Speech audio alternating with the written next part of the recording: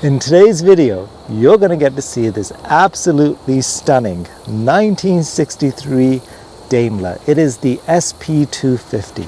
And we'll get a chance to meet the owner of this car. We'll look at the exterior styling and do a walk around. We'll spend some time looking at the interior elements. We'll do a deep dive in the engine and what powers this car. We'll certainly look at the unique elements that makes this car special, and we'll go for a test drive.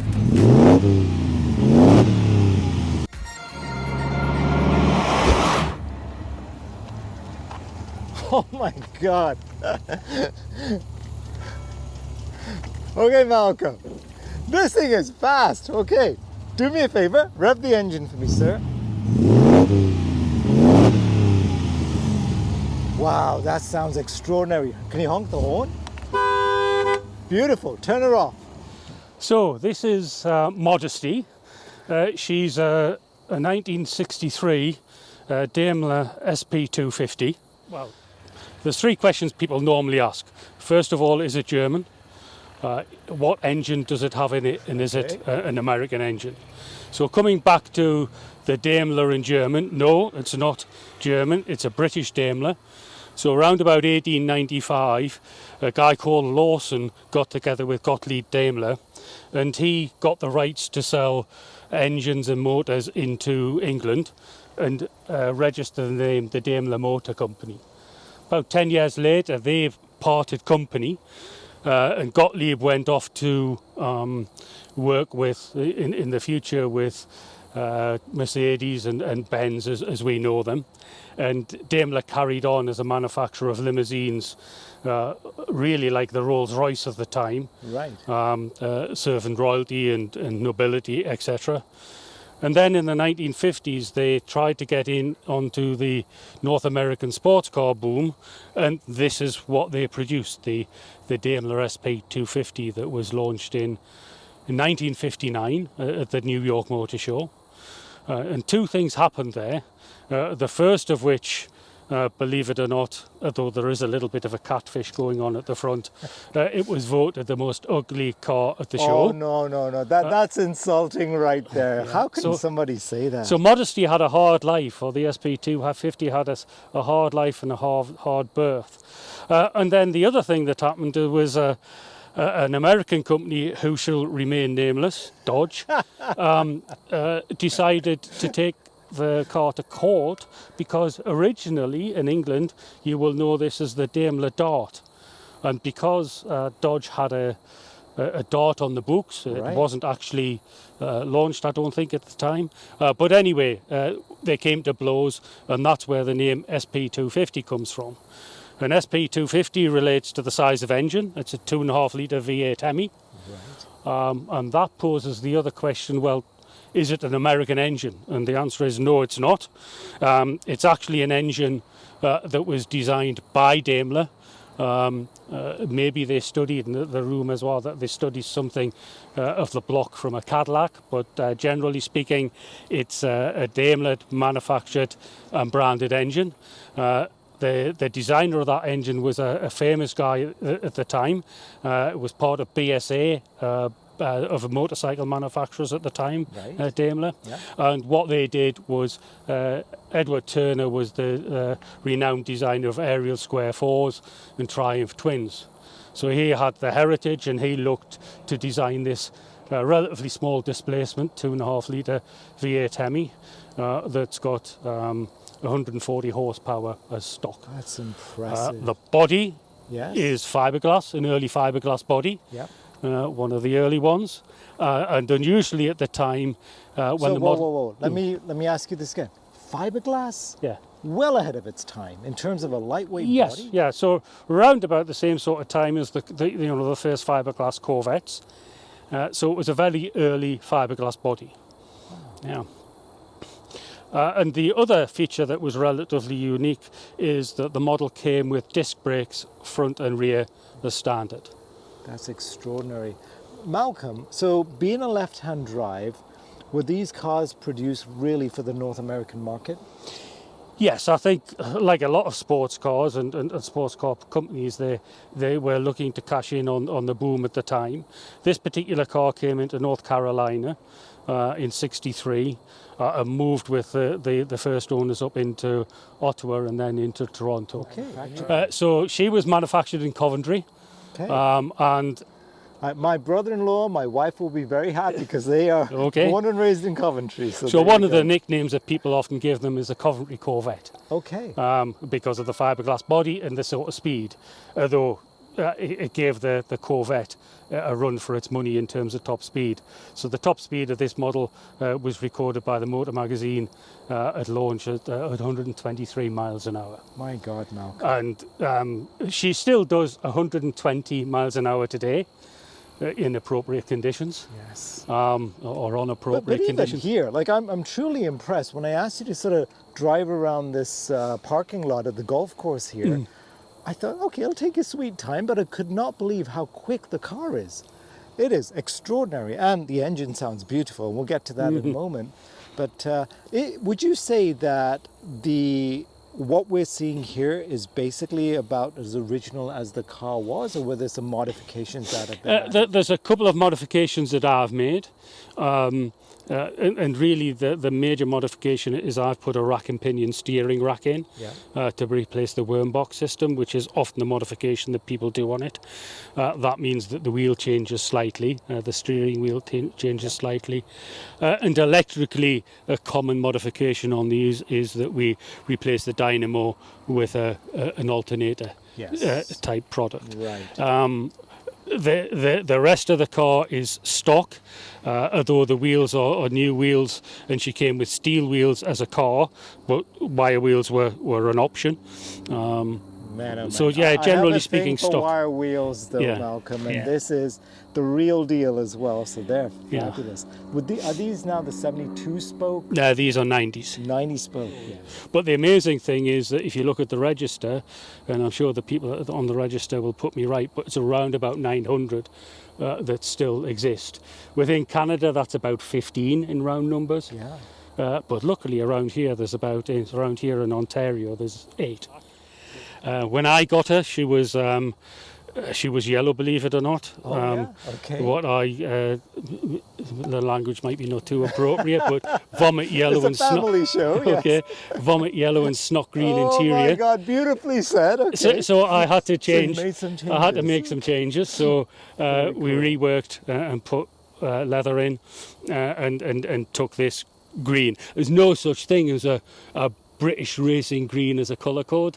Yeah. You know, It was just it's people just refer to generally it a as dark that. green. Yeah. I think the real name is something else anyway. But So anyway, I call it British racing green anyway. I noticed you've got these little guards on the decorative, or do they come? A little bit of seriousness to that. I grew up on minis and took them over some rough ground, and really in Canada we've got a lot of roads that all of a sudden you end up on a stone road, and you just need to be a bit careful. So from that point of view, yeah, there's a serious side to it. The straps on the bonnet. The early Daimlers, because of a fiberglass body, had a bit of a reputation for two things happening: the bonnet flying open, and all the passenger door opening when you went round the bend because of body flex. Yeah. This model's actually been strengthened. There was 3 models: A, B, and C. So the B and the C model had some strengthening that was done under the then ownership of Jaguar. Oh, wow. So that's less required nowadays, but she's a little bit stiffer. How on earth did you manage to get one of these stickers? Oh, you can get those. You can get those online from Really? various people. But Okay, I'm gonna go search for one for my 73 MG. Yeah. Malcolm, when you look at this luggage rack thing, again, that came stock with the car? Or? You could get luggage racks, but usually they were from a third-party supplier. Okay. And this is, I'm not quite sure this is one that would be period in terms of design. Right. But it is a one that was designed specifically for the SP250. Yeah. What else is really cool is the design here. I just love how they've actually created this. Yeah. Very, very sharp. Yeah. Very cool indeed. It's just a daft little thing, but here, when you're fueling, the key will you end up trying to fit which way fiddle the key around should with be it, going. yes. So I know the ridge, a ridge of the key needs to go to the red dot. We've got red dots on the lights.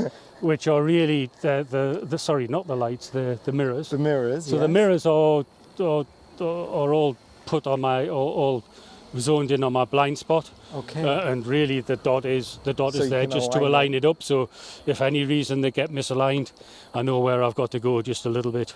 You've really a little bit quicker. A lot of thought into modesty. And where did the name come from? So that was in the 60s. There was a comic strip by the name of Modesty Blaze.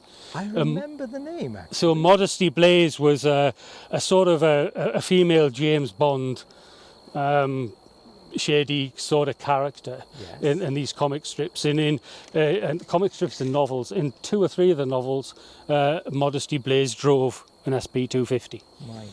So that's why we call her Modesty. And that's crying out loud. Malcolm.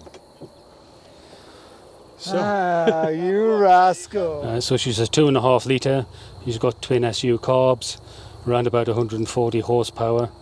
Really, she stands here pretty stock outside of the steering rack that we talked about.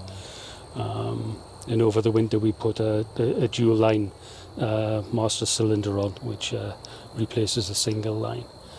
Now, did this engine make it into any other model cars?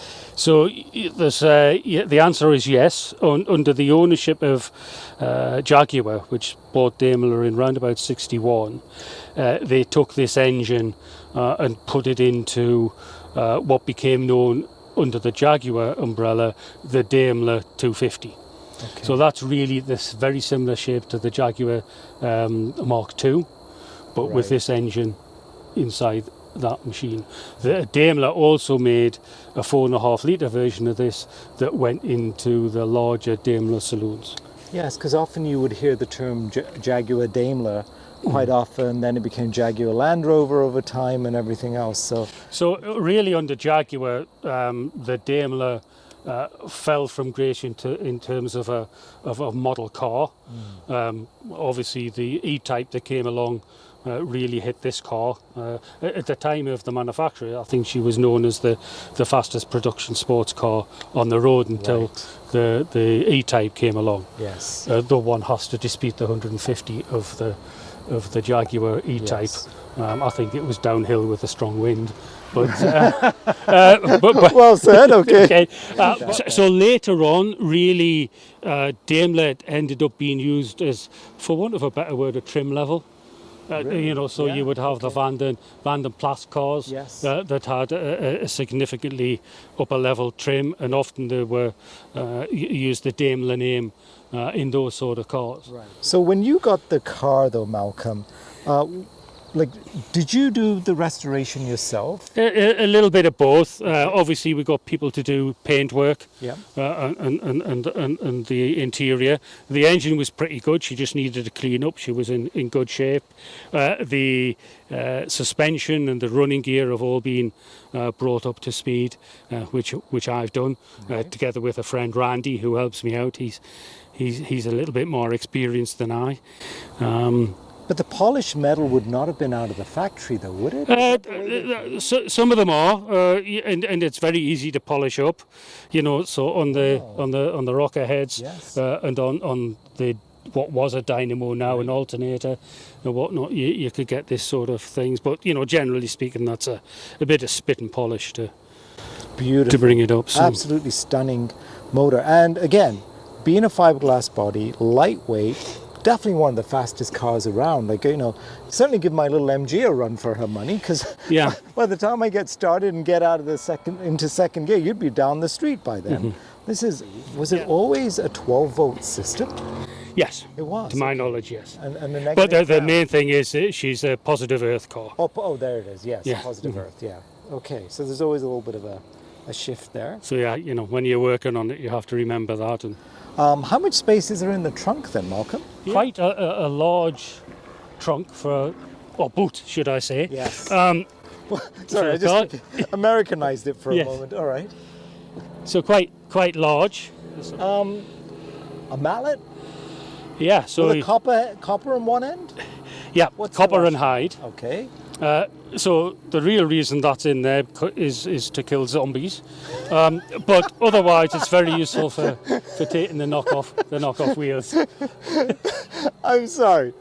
Not what I expected you to say, but there you go. All right. That is lovely. So it is for the knockoffs. Yeah, yeah. Wow. And obviously the copper and leather, prevent damaging the and the odd physical zombie if knockoffs. they get in the way. That's fabulous. I'll have to remember that one. This toolbox in the back, Yeah, so that's just a period correct? no, piece? not really. Even, It's just a looks Canadian tyre. It's been painted to match, Of course. but it's got all my spares. It's British. Yeah. I tend to carry a coil, a fuel pump, and points. As a backup. Just in case. Yes, yes. You never know. No, I just realised something. They even have this little polished metal or chrome. Yeah, element so that this is, goes- and then, sorry, am I getting away there? But Very cool. unusually for the time, she also has windy up windows. And that's the extent as they Oh no, they go They all the full. way. Yeah. Okay. That is nice. Very, very cool. Look at the dials though. So Smiths for the most part. Yeah. Uh-huh. And the stopwatches there? Is that Yeah, so the stopwatches, for what I understand of the history of this car, it used to do some time trials and hill climbs. So she had a couple of holes in the box. So I was able to get a set of watches from Germany. is very They're relatively modern, but there's a little Yes. bit of a for a reference moment, I to thought a it history. thought it said Hublot or something like Yeah. that. So that's pretty expensive Yeah. stopwatches. So they're all set at what is roughly, I think it's about 9.5 0 to 60. I do like speed. those little elements you've added Yeah. in there. It really kind of just shows off the car beautifully. You have a little English penny in there. So yeah, it's the story behind this. This was a coin that I found in my first car when I bought my first car, which is a Mini Clubman Estate. It was left in the foot, Right. the footwell of the car, and that car's been in every car that I've had since then. So it's a 1963 It's because of my year 63, of birth yes. and the year of her birth. Right. So it's a 1963 coin. And a lucky penny at that then. Yeah, right? well, hopefully, yes. Oh, I'm sure. It's beautiful. The vintage radio thing you got going there? Yeah, so this is what people in England will know as a Roberts radio. Okay. And really, at the time, this is a bit of affectation, but the idea is, although she doesn't have an aerial, the idea behind these Roberts radios are that you could actually put this radio into the aerial of the car, Oh. so that if you had an aerial on the So they car, were you could get designed, better you could reception. actually- oh, wow. And better reception. So At the minute we Bluetooth that, so we can get Radio 1 over here That's all quite that easily. mattered back in the day, Radio Yeah. 1. Yes, listen to the pop songs. Wow, she's just a joy. Now, I just happened to notice here, you've got a nice little place to put your little umbrella Yes. there too. Well, Very cool. because I'm English and You got to. we have to go with an umbrella. You Yeah. never know when it's going to rain on you, Yeah. right? Now, we didn't talk about the roof and that, but it is a manual roof. Yeah. Is it a lot of effort to put it up and down usually, or is it like a single? It's not easy. It's really, to do it quickly, it's a two-person job. Yeah, same as the MGs, and yeah. that's why I Yeah. decided. So you know, we have this setup. Obviously the roof is on the underside, Yeah, under there, and we've also got a tonneau cover. beautiful. 'Cause you've got something special. Certainly, it's a head turner from any angle. And why on earth somebody would coin this the ugliest car? That pisses me off, to say the least.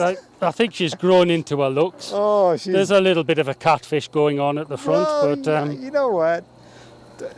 There's a uniqueness to Yeah. it, and I think it's unlike any other car. But there are so many elements. You look at this and you think, is that in fact a Triumph? Like, what exactly is it? Because Yeah. you don't expect it, number one, to be a Daimler, and the design is rare. And for a moment I thought, is it a Morgan? Is it a Bentley? Like, it's Yeah. just so many cars. so there's a lot of that. As I said earlier on, there's a number of questions that you get.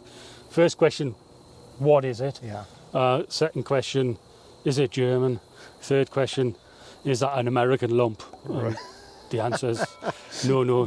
to each of those. So, Oh, she's lovely. Well, we talked enough. Shall we go for a little drive? okay, Let's let's start do her it. off. I just noticed something. You actually have a little strappy thing.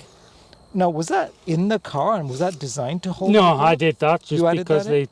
I've got too many things in the glove box, and they were just flown all You over needed the a place. spot So to put it. you just strap them in, and all right. shall we start her up? Yeah.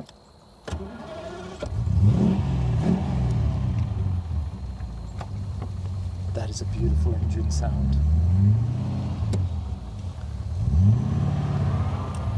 Now my handbrake's on the other side. Isn't that weird? Yeah. Okay, So I some don't know of the quite how it nuances. works on the right-hand side because Yeah. your fingers would get in, but it's a fly-off handbrake. Well, the idea is you don't park it too much. You keep driving. Yeah, well, I guess so. So she's got a 4-speed box. Okay. She's got a crash box or no synchro on first. Right. So she's got that distinctive British whine. Yeah. Otherwise, synchro on the rest. She doesn't have a synchro on reverse. But no overdrive. No overdrive on this, but you could get it as an option. Oh, you could. Okay. Oh, she drives beautifully, Mark. And she's quick. You do have a lot of fun with her, don't you? I do. Yeah, so she is quick and pretty responsive. I'm measuring in miles here because Yep. it was delivered in the US. So I've invested heavily in a head-up display, which is here, which does my conversions for the key speeds. Oh my gosh! You know what? And I just wing it. All right. So now I know. Okay, there's a very expensive Crash box. Yeah. No. Expensive solution right there. Yeah, Okay. that's right. Cost you all. Well, you had to get it laminated, so Yeah. you did. Well, it's in you did colour. splurge a little, and in color. Yeah. Yeah. So you didn't cheap out. Yeah. Now, for the North American market, did they ever include options like air conditioning and stuff like that? Not really. Obviously, Yep. take the roof off and you've got the aircon. Right. Although she does have a very efficient heater. Okay. So I only decided to get this. Oh, I've had her now 5 years. We decided, Okay. whether it's a midlife crisis or whatever you want to call it. Yeah, that usually has an effect on all of us, I think. So no power steering, no power brakes, none I'm of that afraid stuff. not. No, it's all. Armstrong steering. Yeah. And I really, really want to say thank you for coming out, showing me this extraordinary Daimler that, in my eyes, is beautiful. No matter what anybody said back in the day, she's absolutely beautiful, and we'll call it the Dart. Why not? So thank you so much. Thank you very much, and thank you for the opportunity.